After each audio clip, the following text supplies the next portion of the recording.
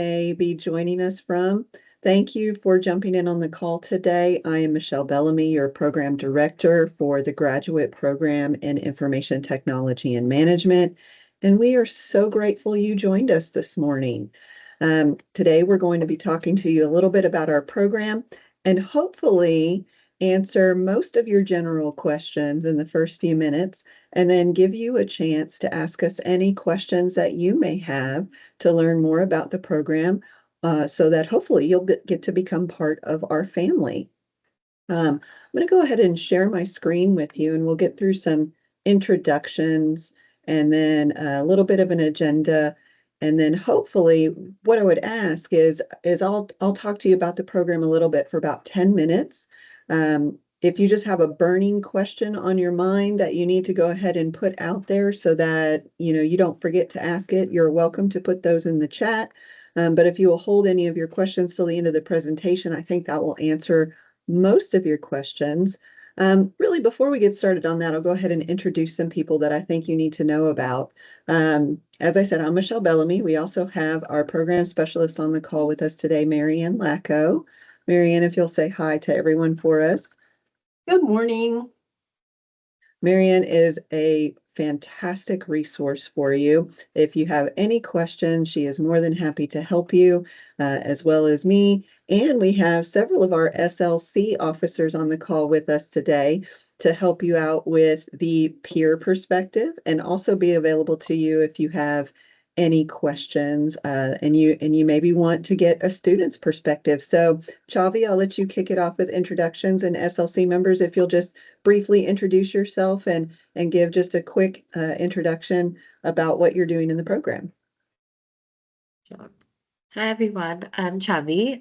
This is my graduating semester. I'm currently serving as the president of the ITM Student Leadership Council. And so far, I've had a great journey. With the ITM program, I'm currently focusing on product management track.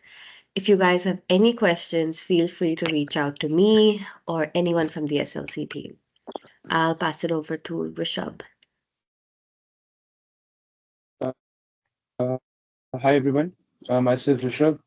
I'm in my second semester in ITM, and like this is a good place to be, like to work on yourself, be on the like to show your leadership skills and all.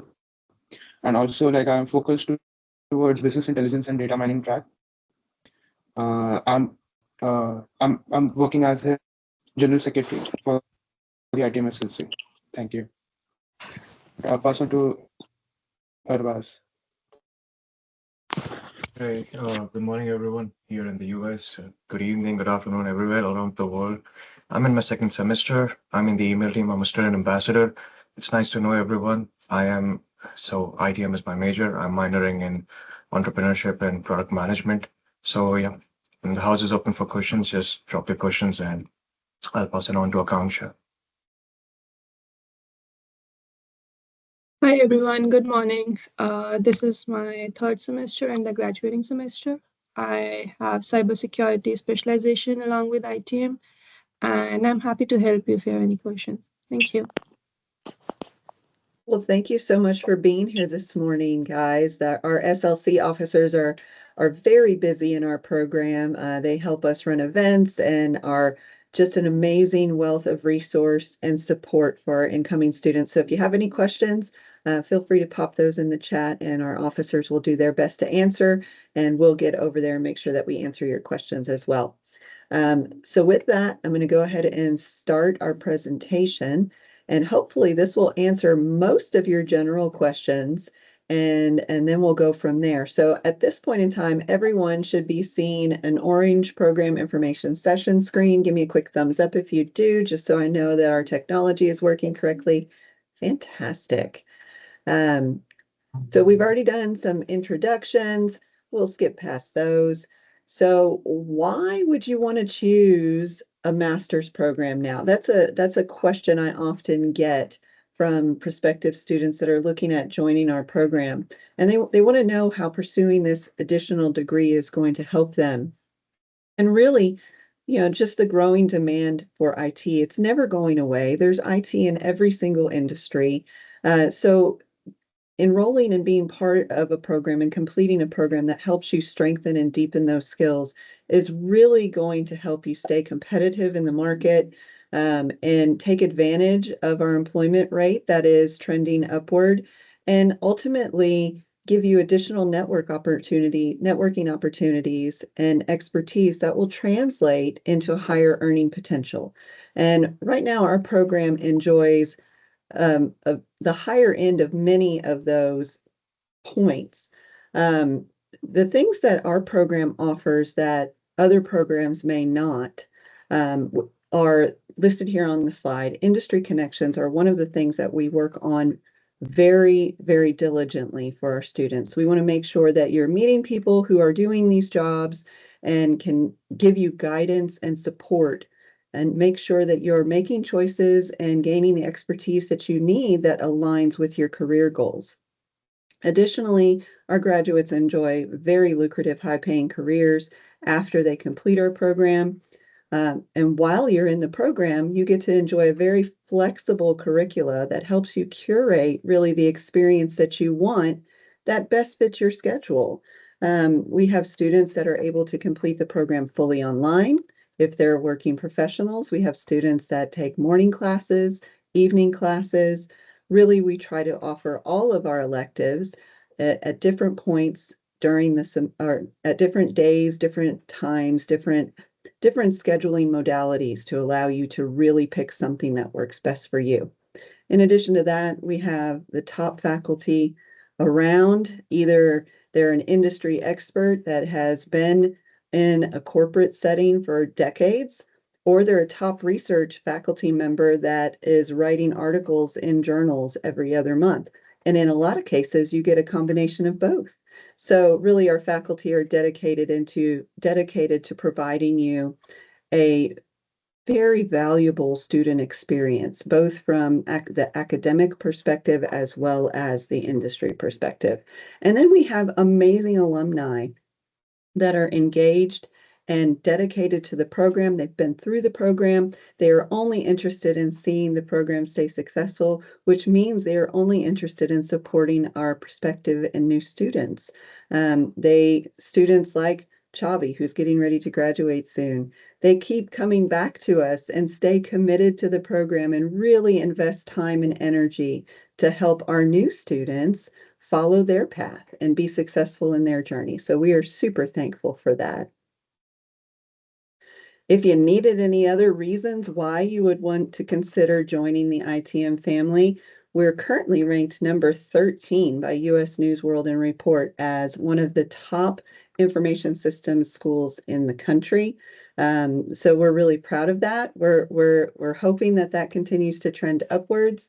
We are also ranked number 8 for the best online program around. And I know it says for veterans, but that is the subset of students that was surveyed. Anyone can take advantage of the online program. And then on top of that, we're number 1 in information systems research. So our faculty and staff are really pushing the envelope forward on what we can do and how we can be on the cutting edge of what is happening in information systems. So really top class faculty, cutting edge resources, best in class experience for you students that are coming in. Just take a look at the numbers, right? Ultimately, at the end of the day, you're making an investment in yourself, choosing to pursue a graduate program, and you want to see a return on that investment. Our program enjoys a really great return on investment. Our average starting salary for graduates out of the program is right around $90,000, and that is trending upward as well. 93% of our graduates are employed within 6 months. We have amazing career services along with those industry connections that really help you bridge that gap between I'm stopping and graduating and no longer a student, and now I'm a fully employed worker in industry somewhere. And we do that. We also help you prepare by offering you internships in advance. So we had about 600 of those across 400 employers in spring and summer 24. And fall 24, we're just starting to see our students pursue internships, but it's looking pretty good so far. And the company we keep are no slouches.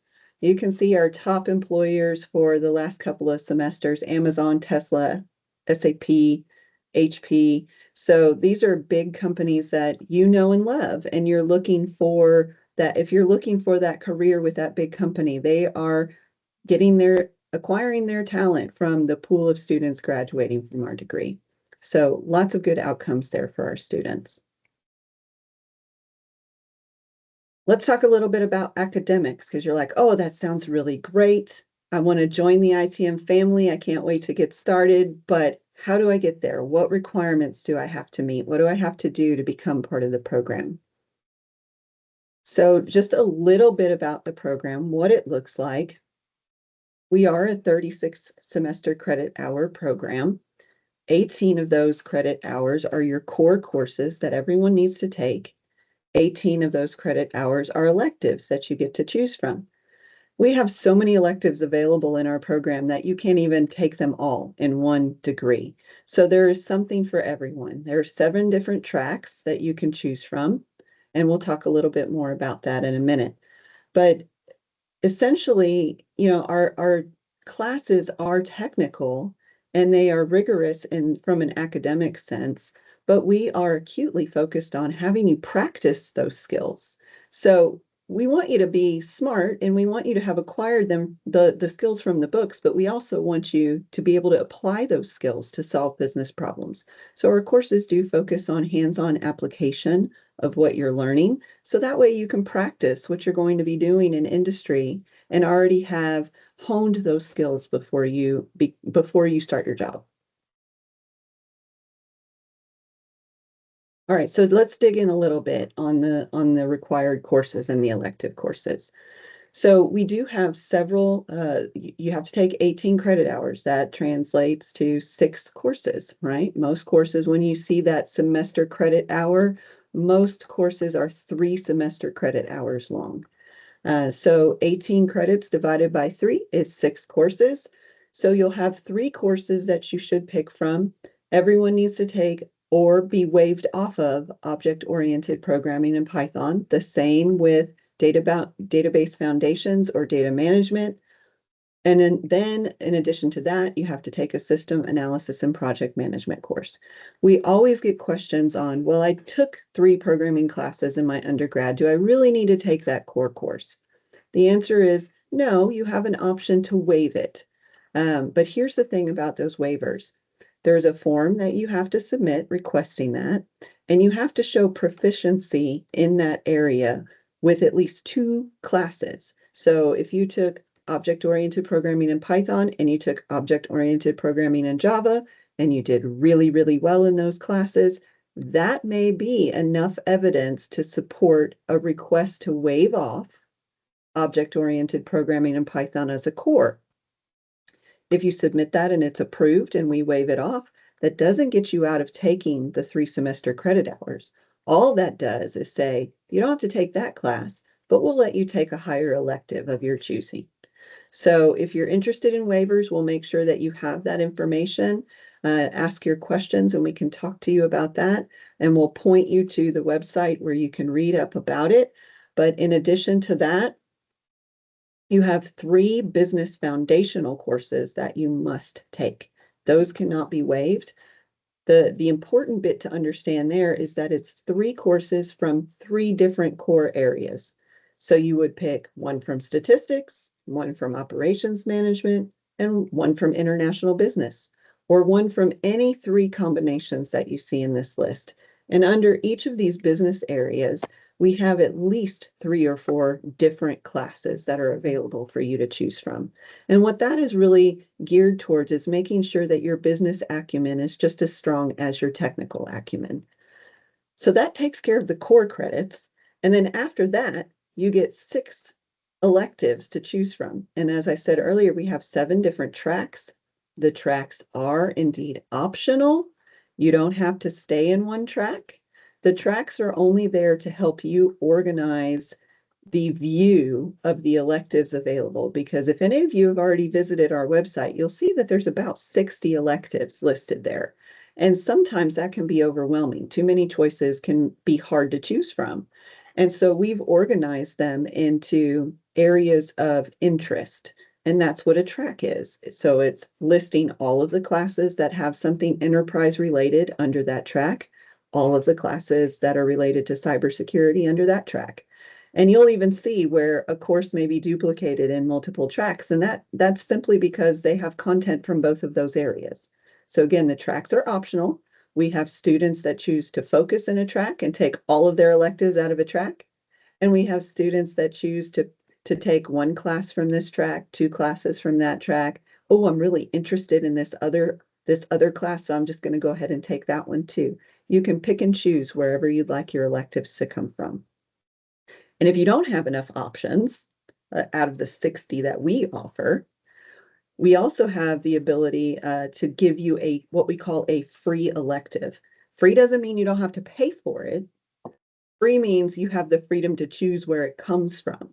So of your 6 electives, 2 of your electives can be free, meaning you can take any master's level course from any other program in JSOM.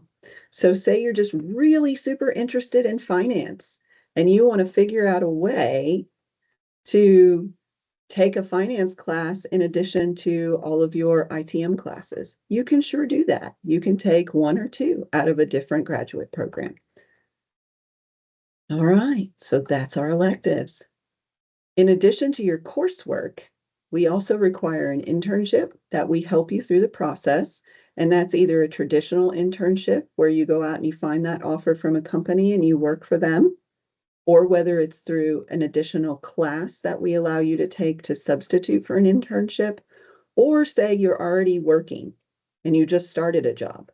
We let you use your job to fulfill the internship requirement, or say you've already been working for about a year and you're like, I've already got a job. This is where I'm staying. We allow you to use a project from your work to fulfill that internship. So there are multiple ways that we're trying to make sure you have industry experience before you move on after finishing your degree. We also have several micro credentials. So say you're very interested in one of those subcategories or tracks, we allow you to complete a micro credential, which is a graduate certificate program. That'll give you another item on your resume that says that you focused on this area of interest and completed this coursework. All of the graduate certificate programs are a subset of the courses that are part of your degree. So you could get a twofer, essentially, both your certificate program and your degree program. All right, we're getting towards the end. So let's talk a little bit about admissions. And then I just got a notification on my PC that it wants to shut down and restart. So if you lose me on the call, SLC and Marianne, I'm gonna let you pick it up and I'm gonna shut down and it'll turn back on. So if you lose me for 2 or 3 minutes, don't worry, I'll be back. All right. So required items for your admissions process. We try to make it as easy on you as possible as a prospective student. You have a regular application fee of $50, a $75 fee if you're late. We ask for all of your official documents from your previously attended universities. And now as international students, that can be somewhat tricky because it can take some time to get those documents here. And we understand that at UTD. So we give you a little bit of grace, right? We tell you to send in your unofficial documents and we can make the decision on your application. And then you have until the beginning of your second semester with us to make sure that we've received your official documents. So if you're worried about, I don't have my official documents, they're not going to be able to be sent to you on time for me to start in spring or fall, it's okay. Go ahead and send us your unofficial documents and we'll render a decision on admissions for you based on those. You also need 2 letters of recommendation and a personal essay. And please, your resume using a nice JSON format. That is helpful. If it's not in the format, that's okay. Just make sure it's clear and legible and that we can see all of your experience. UTD does rolling admissions. A lot of universities don't have that. They'll tell you this is our admissions deadline. If you don't have your application in by this deadline, you're not considered until the following semester. We have rolling admissions, so that means we are looking at applications as they are coming in and making decisions within 4 to 6 weeks of receiving your completed package. So that way you can plan for when you are moving here, when you are going to start school. And so we try really, our admission teams works really hard to make sure that those decisions are completed as quickly as possible. And that is pretty much it on admissions requirements. We try, like I said, we try to make it easy. You do have the option of submitting GRE and GMAT test scores. That's not required for your admissions application, but here's where it gets a little tricky. It is required for scholarships. So if you have a GRE, GMAT available and you think it will help you and you are planning on applying for a scholarship, please do go ahead and submit those. And then lastly, we have an English proficiency requirement if you're coming to us from an international country. But we do have several exemptions, India being one of those exemptions. And if you need more information on if you're exempt from the English proficiency, then we've given you a link here and we will share this slide deck after the meeting so that you have all of this information at your fingertips. Application deadlines are pretty straightforward as posted on our academic calendar. It does take 4 to 6 weeks, like I said, to process applications, but I have seen them go faster and slower times. It can take a couple of weeks. Go ahead and start your application process as early as possible because it can take some time to complete all of the required pieces and get all of the information in place. Usually what I see is it takes a little bit longer to get your recommendation letters after those are sent out and requested. So go ahead and start early. And if you have questions, we are here to help and support you through every step of the process. Just reach out and we will help get you an answer. And if I don't know the answer, then I will find someone that can help you. All right. So the next big question we have is usually, oh, this sounds really great. You've made the admission process so simple, but how much is it going to cost? Right? That's real information that you need to know.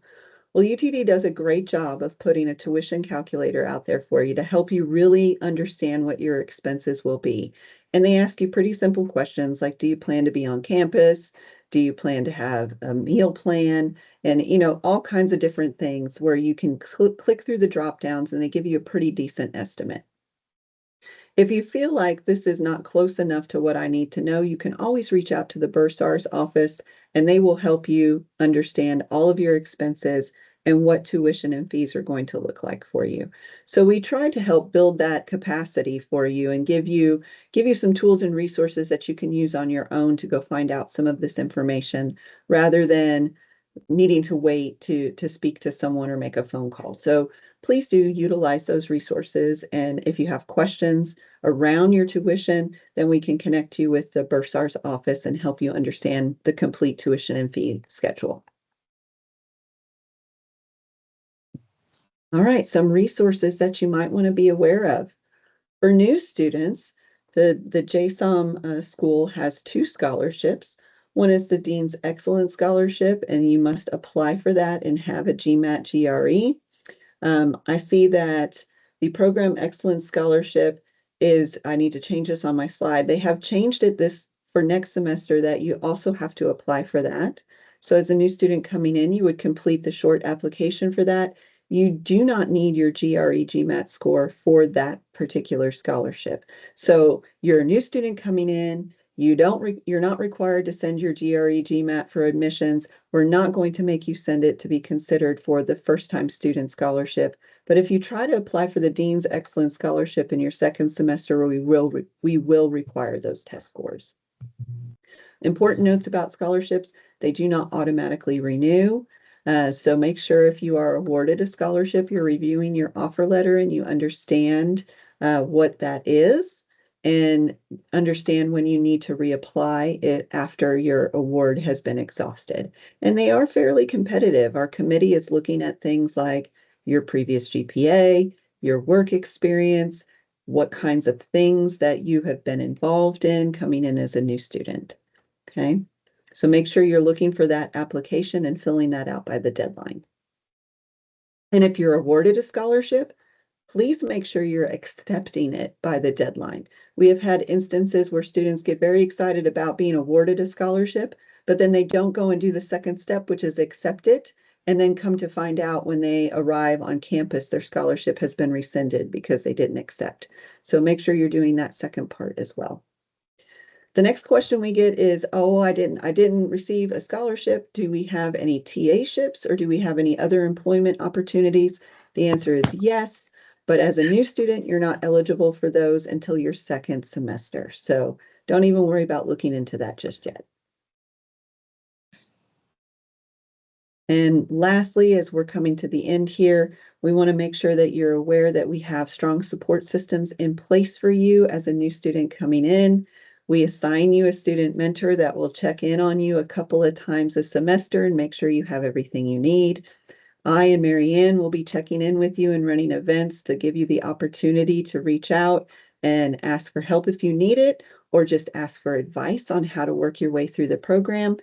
And we also encourage our students to get involved in clubs and student organizations. That really helps you get a foothold on campus and find your tribe of people that will really be your close friends and peers as you work your way through the program.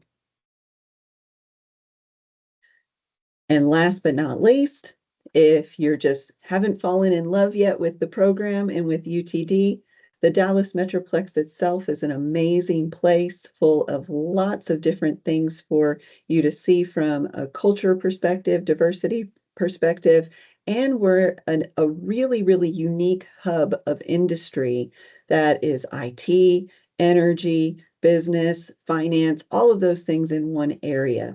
So lots of different opportunity here for you to be successful in the Metroplex area.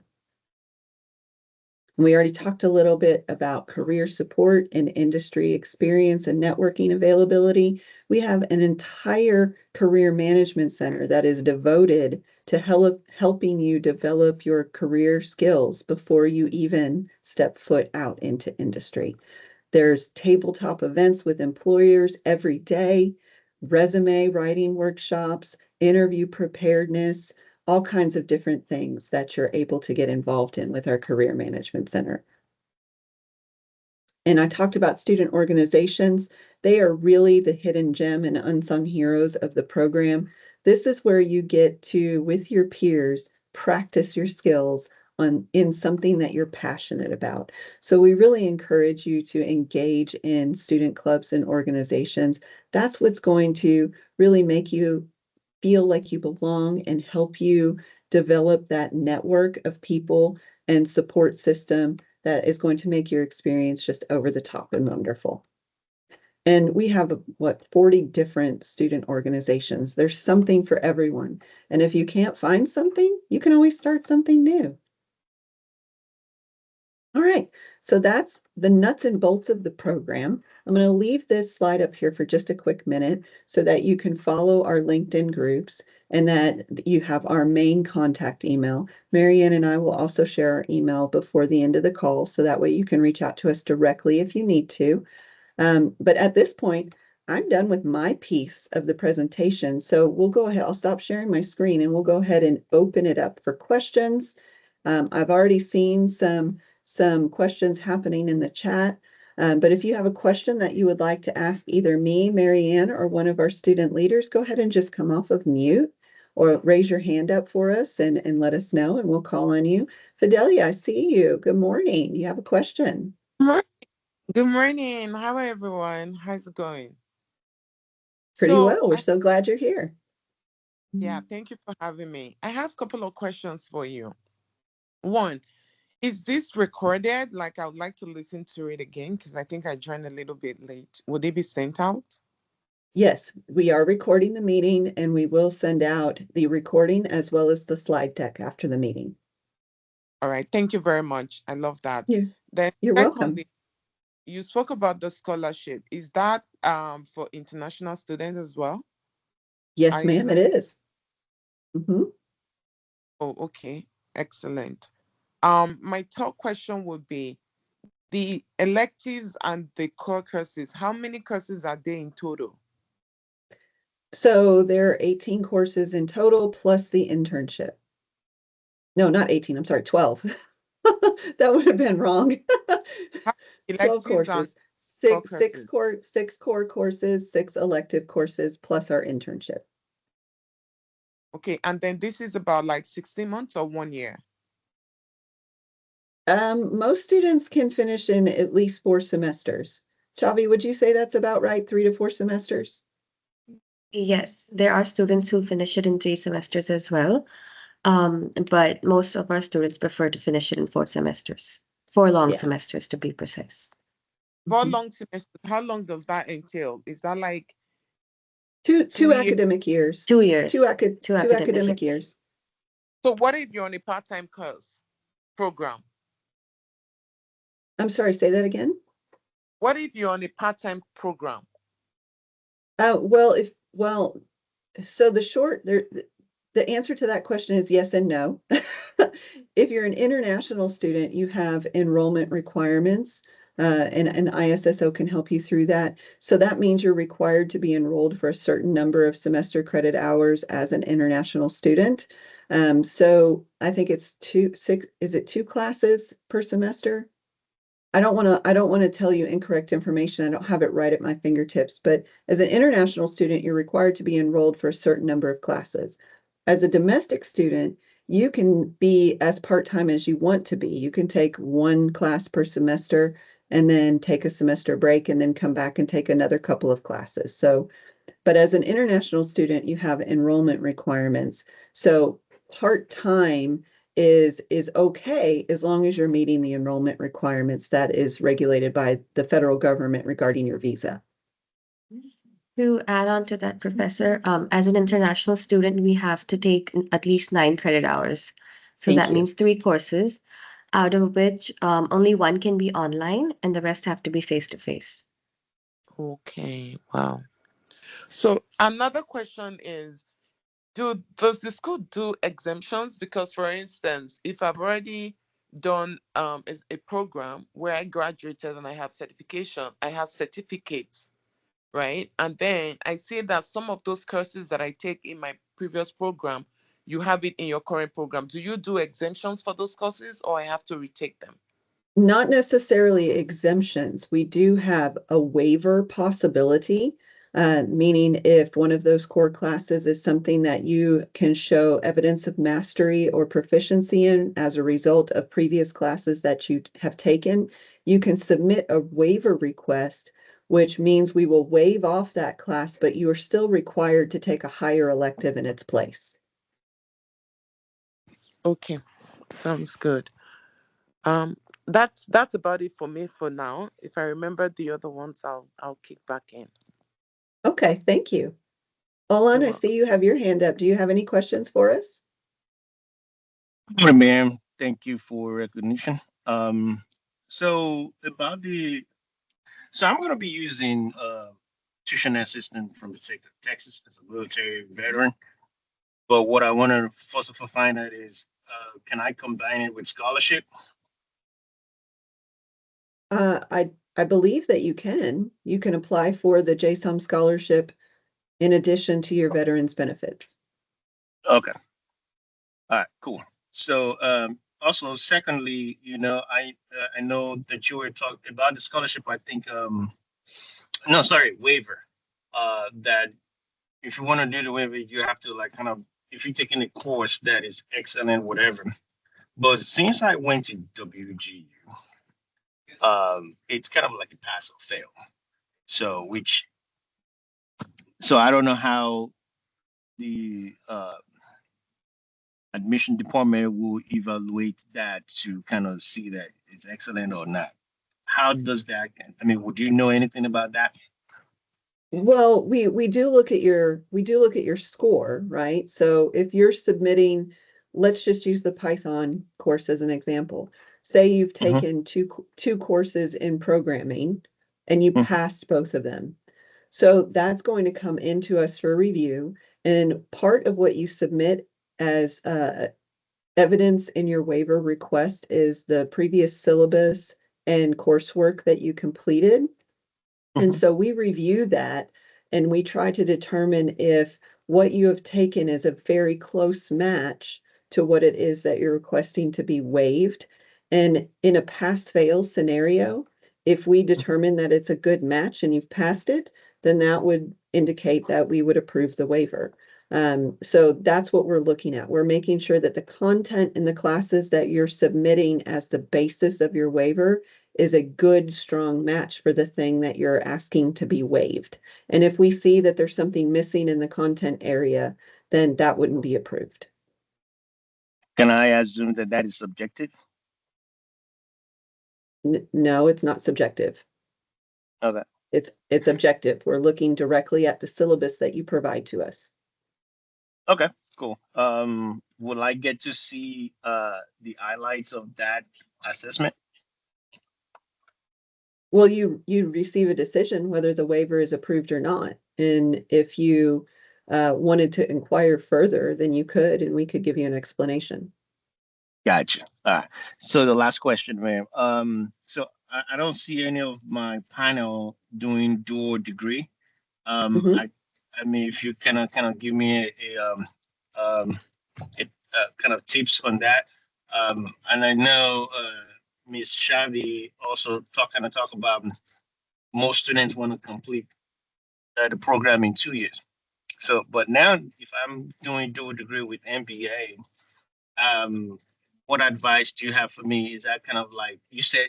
Well, actually, this is what kind of caught my attention when you said it. You said 2 full busy years, so Mhm. that kind of scared me. So I'm like, okay, well, I'm doing dual degree. What's your advice? Is this something that I should reconsider since it's going to be heavy Well, load? we do have quite a few students that choose to do the dual MBA MS program. Currently, right now, we have about 40 students that are doing that. And if you were to talk to any one of them, they would say, yes, it is busy, but they are managing their way through it. You certainly need to stay on top of your degree plan with academic advising to make sure that you're meeting all of the requirements. You need to be organized and plan very carefully and strategic about what courses you take and when. But it is a very busy option. And so you will be a busy student, but it is definitely doable. And it's going to be within that 2 years. Most students finish within 2 years or one additional semester. Okay. All right. Thank you. So, honestly, I want to ask the last question. I think Ms. Akansha, did I say that right? You said you're cybersecurity focused on your program. So is that kind of like a track you can choose in the ITM program? Yeah, so you will be providing certain electives, and you can select those elective for your cybersecurity track. So you have to, for getting a graduate certification, so there are option either you choose those subject and not get the graduation certification, or you can get an extra certificate in cybersecurity, and then you can see our curriculum and you can pick those subject based on that. So I think three extra, not extra, but within your 12 subject credit, you can need to pick 4 subject related to your cybersecurity. Oh, that's awesome. So let's say if I have like cybersecurity certifications, I can also use that as a waiver to for those elective or no? No, you cannot do that. Yeah. Yeah. Okay. But it's a good thought. Okay. Yeah, because right now, and okay, the last another question I was going to ask is, do you get to choose those elective from the beginning or second semester or when? You get to choose So, those electives whenever, yeah. yeah, so you will be, so some subjects are required because like fundamental digital forensic and one more subject, they are the requirement. You can't, an IT audit. You have to take those subjects in a curriculum, part of your curriculum to get the certification. And 4 subject, like there are 8 other subjects related to cloud computing or some other like auditing, IT risk management, and you can choose from there. All right. Thank you so much. Thank you very much. Appreciate you. You're welcome. Before I move on to the next person, I want to point out that Chavi has posted the WhatsApp group for you guys in the chat.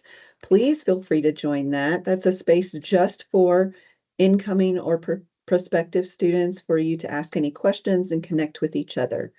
Khadija, I see your hand is up. Did you have any questions for us today? Hi, yes. So my background is actually in the healthcare field, And I was wondering if the program provided any resources to help ease that transition by like providing tutoring or anything of that sort.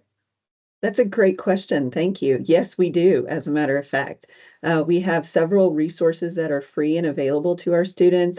For example, Data Camp. If you have no programming experience, you can pop into Data Camp and do free and easy lessons to help you brush up on your programming skills before you start the program. But one thing that I wanted to say before we talk about some other resources is we have students from all different backgrounds in the program. We had several students come from nursing last semester. So particularly with you having a background in healthcare, we can connect you with those students in the program that have like backgrounds. So you can talk to them and help understand how their experience has been. But several of our technical courses assume no skills. They start you from the ground up in those intro courses. So coming from a different background shouldn't be something that scares you off of the program. We do provide several support services and resources for you to either take advantage on your own time or come in to one of our lab settings and work with your peers there in a tutoring atmosphere. So lots of different things for you to take advantage of. Okay, that makes me feel a lot better that nursing students are also transitioning. Um, but would that affect my application? Like, be, would I be like less competitive since I have a healthcare background? No, absolutely not. So Okay. that's an actually a great point that you bring up and something I only touched on briefly. We look at our applicants holistically. So we're not looking for one marker, one thing. We're not saying, oh, this person needs a GPA of this, or if they don't, they're automatically excluded. We're looking at you holistically. So we're looking at a combination of your previous coursework plus your industry experience or any experience that you have had and up to date, and your essay telling us why you are coming into this program from healthcare and what you're going to do with ITM, how you see those things working together to help make you successful in the future, what you're interested in and passionate about. And generally speaking, the further away you're removed from your undergrad, so say your undergrad was 3 years ago, but you've been working full time since then, that matters, right? That matters to us. So we're looking at you as a whole person. What are you going to bring to our program, and what are you going to do with it after you leave us? Okay. And my other question was, are there any classes that you recommend we take in person instead of online in regards to recruiters coming and like promoting their company and just like networking in general? Well, a lot of our classes are offered in that online space because we want to make sure that we're providing flexibility. I wouldn't say that there's any one class in particular that you should be considering taking in person. The professional development class is a requirement for everyone unless you have it waived for some reason. That's actually a really great class to come and take in person, especially if you've been in industry for a while and you're looking to pivot to something new. It's a great class to help you brush up on interview skills and what employers are looking for now in industry. But as in regards to a specific class that you should take, there are a multitude of things that are offered on campus every day that aren't necessarily in the classroom environment. So there's not really one that you should take over the other in person. If you have the opportunity to take an in-person class, I would encourage you to do so, but you don't have to. It can be online if you're a domestic student. Okay. And when does the summer semester start and end? Uh, the academic calendar is not right in front of me. Let's see. I have to pull that up. Maybe one of our SLC members that's a little quicker on the draw than me. We'll post that link in the chat for you to have. The current academic calendar is spring, but let's take a peek and see if we can find out what summer is. Summer 2025. Here, I'm going to give you that link as well. Classes begin on June 2nd for the full 11-week session. and then June 2nd for first 5 weeks, July 7th for second 5 weeks, and then there's a special eight-week session that's for other things only. So you're looking at June 2nd for summer start. Okay, perfect. Thank you so much. You're welcome. Let's see, who else has their hand up? I can't see where our full first name, last name is Magar. Did you have questions for us? Yes, hi. I have a I question. apologize. I couldn't see your first name. I'm sorry about that. Yes, my first name is Vaibhavi. Maybe the question could be a little out of context, but I would be happy to ask you the question. Uh, I have been admitted to the University of Texas at Dallas to JSOM for the Information Technology Management program, and my acceptance is based on my academic performance. As I did not take the GRE, I'm planning to take the GRE and include it in my application, but I'm unsure if I should go ahead with it or not. In my offer letter, there is no mention of the GRE requirements. If the visa officer asks me about it, should I take the GRE or not? I just want to know. So you don't have to take the GRE and submit that as part of your application. Right. So it is not a requirement, but if you already have it scheduled and you feel you can do well on it and it will be additive to your application, you can certainly go ahead and take it and submit that. And that way, when you apply for scholarships in your second semester, you'll already have that test score on file since the test is required for the Dean's Excellence Scholarship. Exactly. I understood the same thing. So I will take it. Thank you so much for your guidance. You're welcome. Thank you for joining us today. Yeah. Fidelia, did you have another question? No, thank you. You're welcome. Yes, I was hoping to get the link, the WhatsApp link, and the one that I saw is not taking me to any link.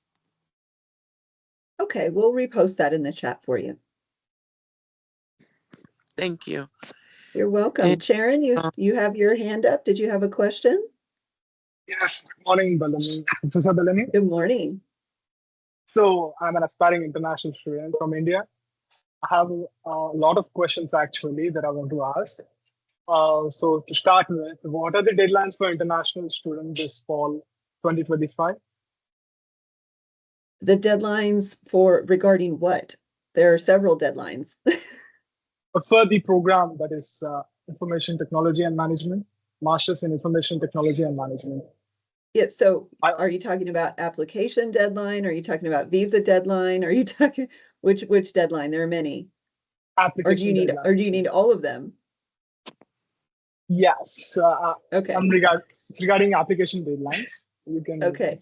So let's answer the first question. Our application deadlines were posted on our slide there, and we'll make sure that that's shared. But again, our applications are rolling admissions. So as soon as you submit your completed application package, we're going to begin processing that and looking at it to give you a decision. So within 4 to 6 weeks of your application submission, you'll know whether or not you've been admitted to UTD, and then you can choose which semester to start accordingly.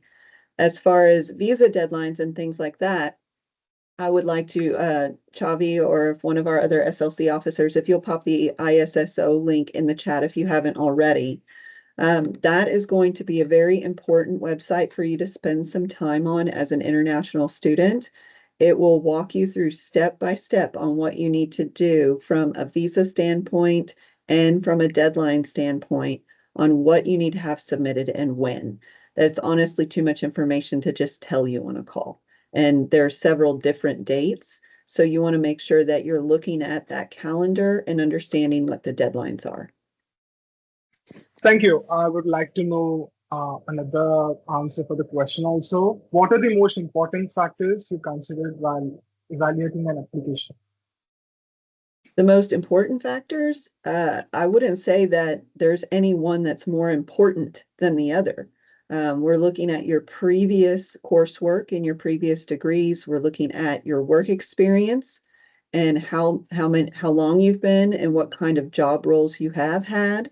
We're looking at your project experience, what things you've been working on. We're looking at your personal statement to understand what your goals and vision are.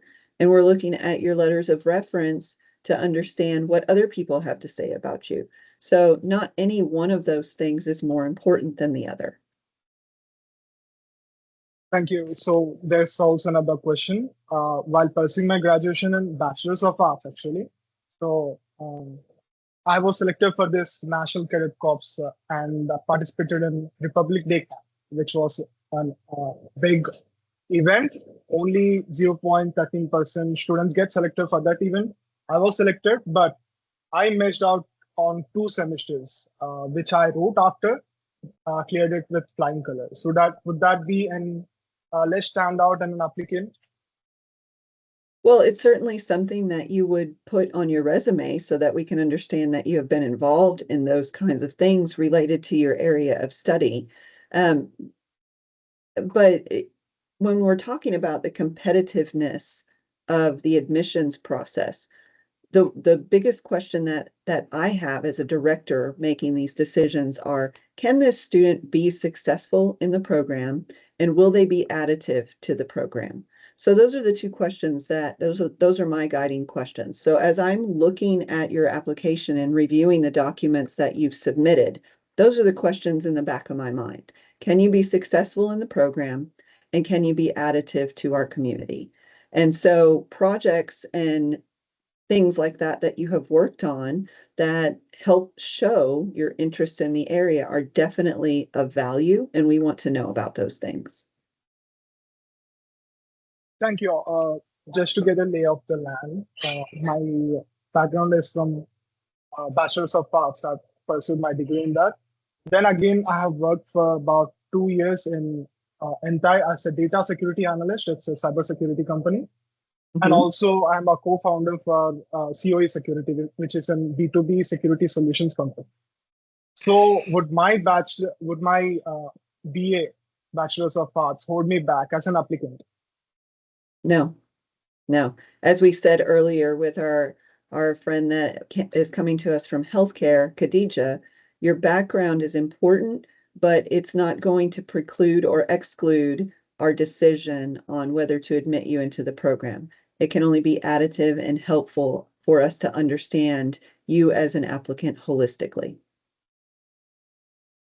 Oh, and also, is there any advantage to applying early versus later in the admission cycle? I guess I am pretty late if I'm going to apply right now. Yeah, applying early is extremely helpful. Not only do you get your admissions decision sooner, that helps you as you're planning your visa interview and all of the things that you may need to do in order to prepare to travel to Texas and begin the program here. So early is a very good thing.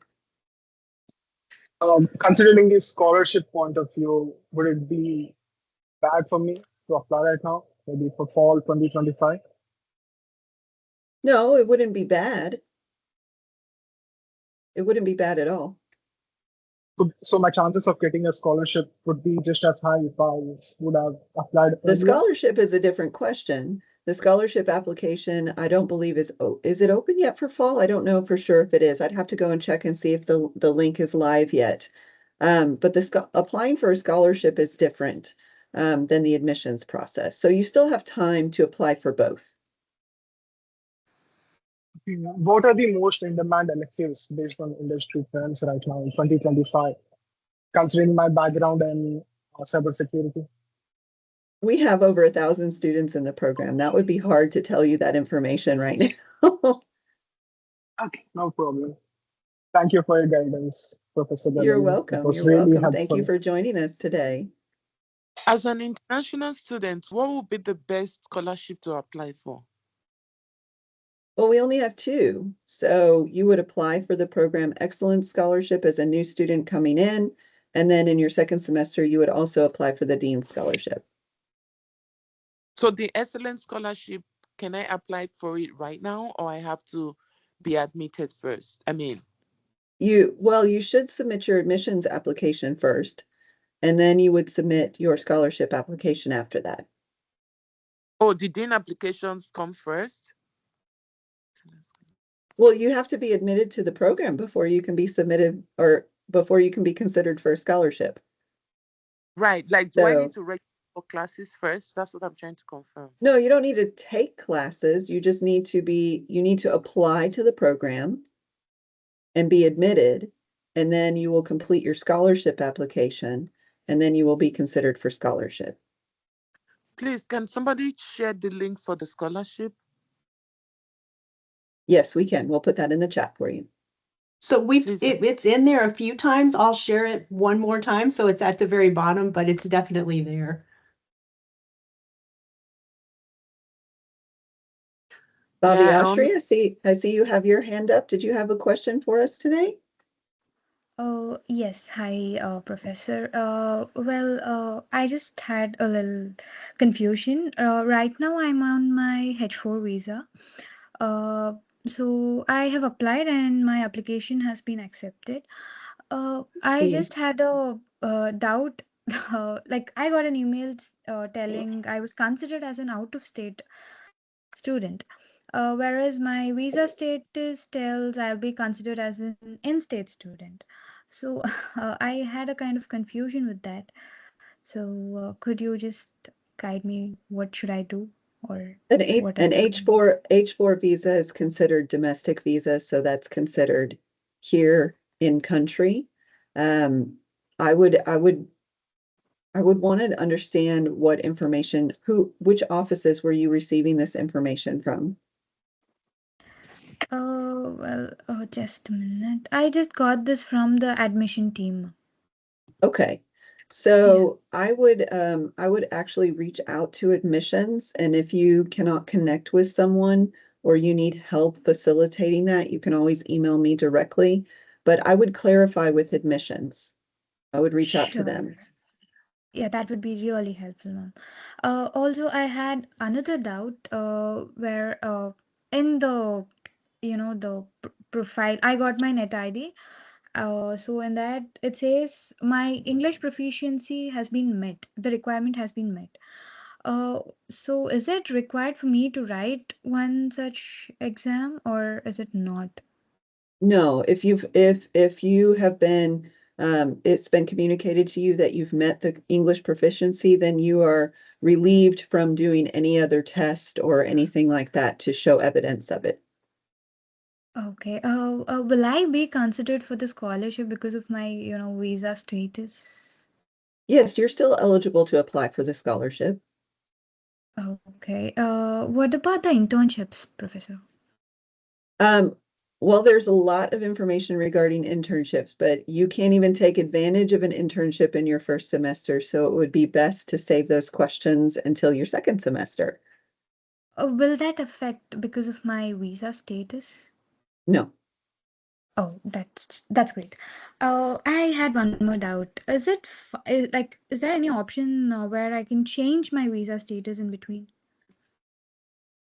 Well, I mean, that is out of our hands as a university. You can make that election as a student on your visa, but then you would have to make sure that you meet all of the requirements of the type of visa that you're changing to. So if you are changing to an F1 visa, there are different requirements that you must meet regarding enrollment and other eligibility standards that you're required to meet. So I wouldn't say no, that you can't change your status, but there is a lot of information and requirements that you must meet if you were to do that. And we would connect you with ISSO to make sure you know all of the steps and what is required. Sure, ma'am. Thank you so much. You're welcome. Thank you for joining us today. Subham, I Okay. see you have your hand up. Do you have any questions for us? Yes. So I joined pretty late. I got little stuck. So I have one question. So I'm planning to apply for my MS this year, and what I see, my profile is having experience of around 9 years right now. So I'm not sure like if I'll be that great fit for the cohort, and that is one question which I need to consider. So I just wanted to check with you, like do you have like good number of candidates, because I see the average age a little below my age. So I'm just thinking on that term. So can you update me on that, or do I need to apply and then check on it? No, that's a good question, but it's more of a philosophical question.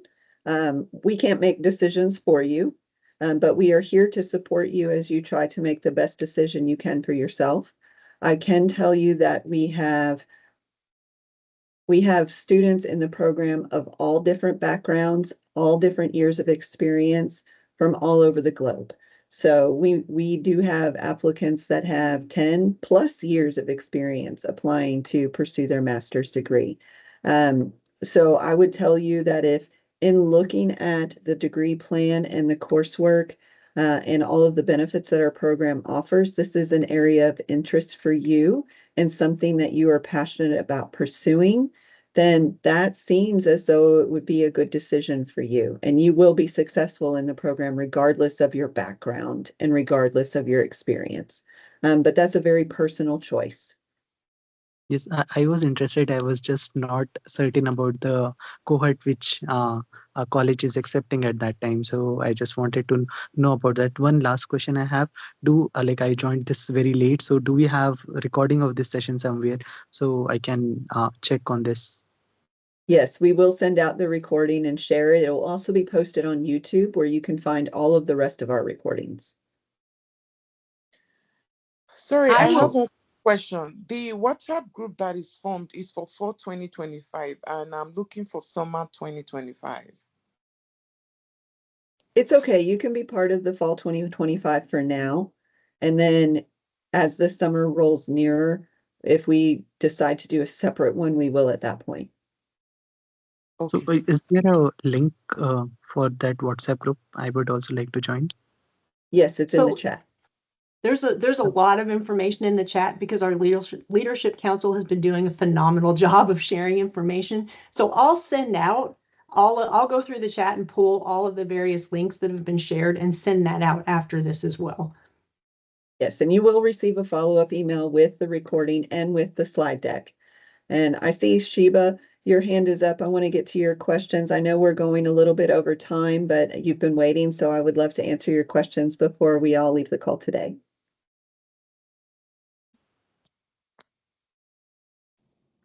Good morning, ma'am. Good morning. I just have one question actually. I was admitted to UTD. I got the email about a week ago. I just have one question. How long do I have until I submit my official documents? So you'll have your first semester Yes, please. where we will allow you to enroll and register for classes. But then come your second semester, if you haven't then submitted your official documents, there'll be a hold on your account. So you have roughly a semester to get your official documents into us. Okay, thank you. You're welcome. Shanta, I see your hand is up. Did you have questions for us?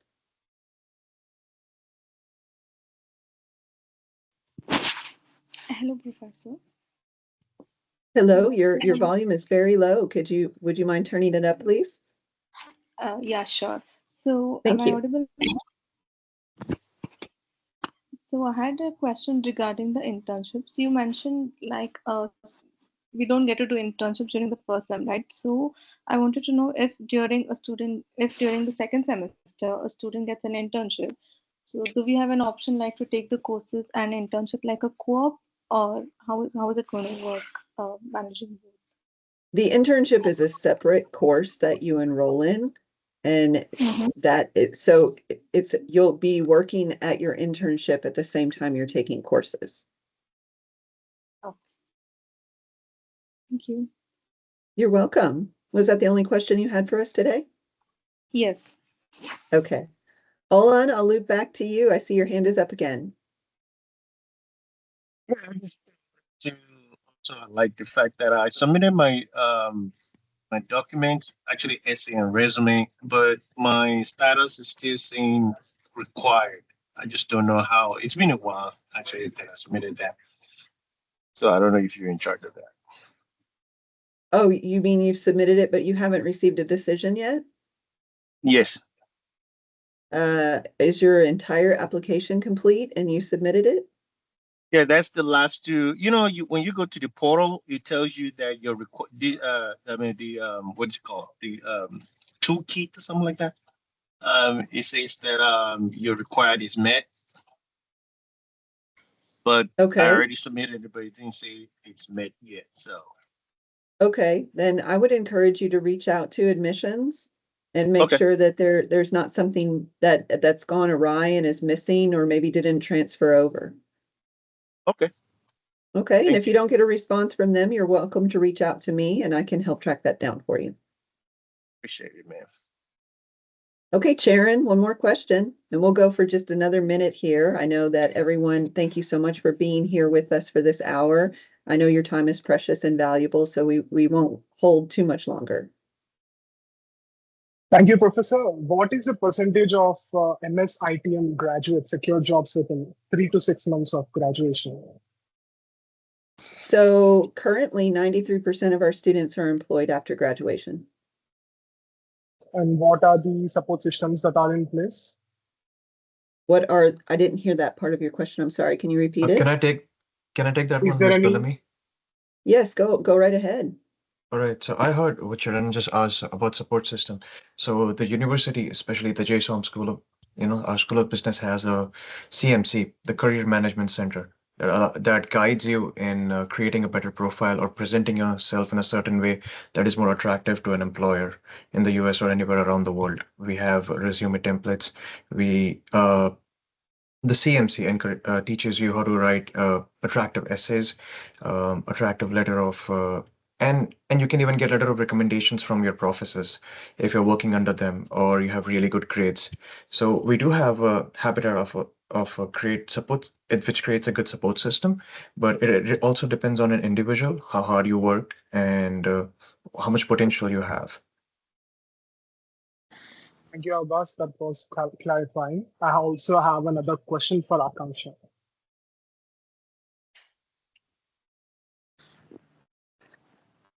Akanksha. Yeah, go ahead. Yeah, considering your interest in cybersecurity, why did you choose Masters in ITM instead of Masters in Cybersecurity Technology and Policy, which is also offered at UT Texas Dallas? Yeah, so my background is the software development, and I have pretty good experience, like more than 8 years of experience. So I was looking for something with management, inclined with the technology.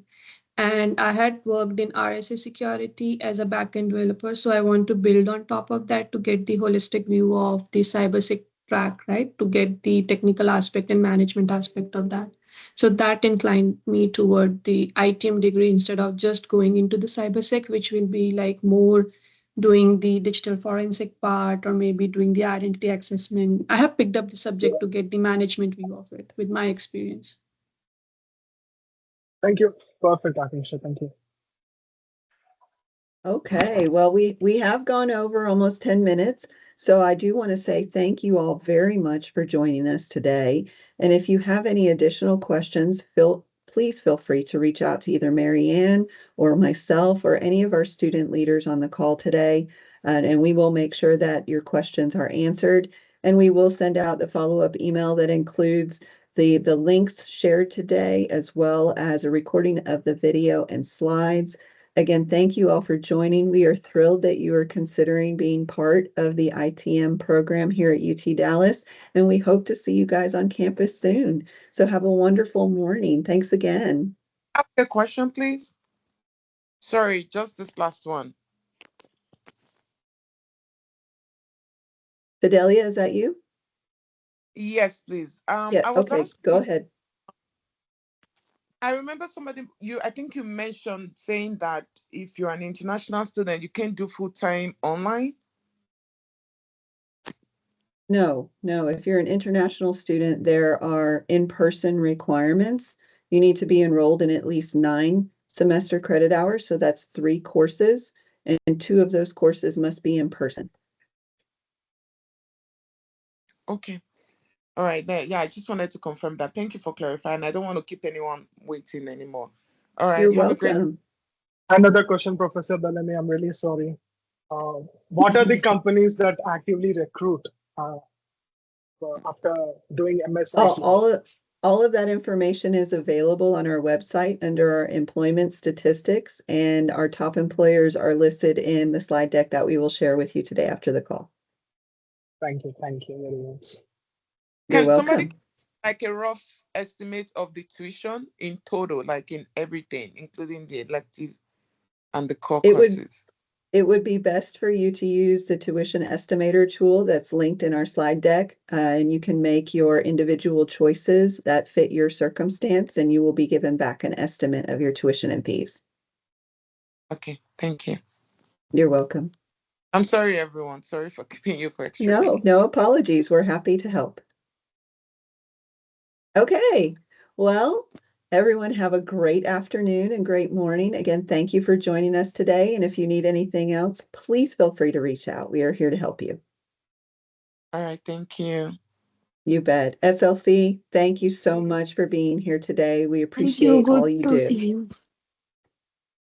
All right, guys, have a great afternoon. Bye All now. right. Bye, guys. Bye. Thank you.